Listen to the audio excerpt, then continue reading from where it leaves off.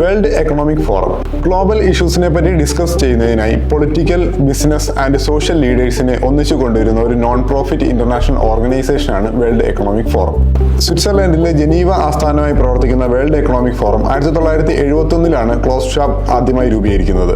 Public private participation വഴി ലോകത്തിന്റെ അവസ്ഥയെ മെച്ചപ്പെടുത്തുക എന്നതാണ് ഇതിന്റെ വിശാലമായ ലക്ഷ്യം. Global economic issues, security, poverty, inequality തുടങ്ങിയ ഗ്ലോബൽ ഇഷ്യൂസിൽ ചർച്ച നടത്തുന്നതിനായി പബ്ലിക് പാർട്ണർഷിപ്പോട് കൂടി ഡാവോസിൽ ആനുവലി മീറ്റ് നടത്തുന്നു.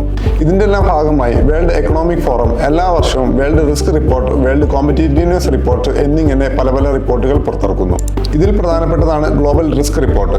ആഗോളതലത്തിൽ സാമ്പത്തിക, സാമൂഹിക, സാങ്കേതിക പ്രശ്നങ്ങളെ ഇത് ചർച്ച ചെയ്യുന്നതാണ് global risk report. World economic ഫോറത്തിന് ഇന്റർനാഷണൽ പോളിസി മേക്കിംഗിൽ ഡയറക്റ്റ് ബന്ധമൊന്നും ഇല്ലെങ്കിൽ തന്നെയും ഇതിനെ ഒരു സിഗ്നിഫിക്കന്റ് എൻറ്റിറ്റിയായി കണക്കാക്കുന്നുണ്ട്. കാരണം ആഗോളതലത്തിലും രാജ്യാന്തര തലത്തിലും നയരൂപീകരണത്തിനുള്ള വേൾഡ് എക്കണോമിക് ഫോറത്തിന്റെ സ്വാധീനം വളരെ വലുതാണ്.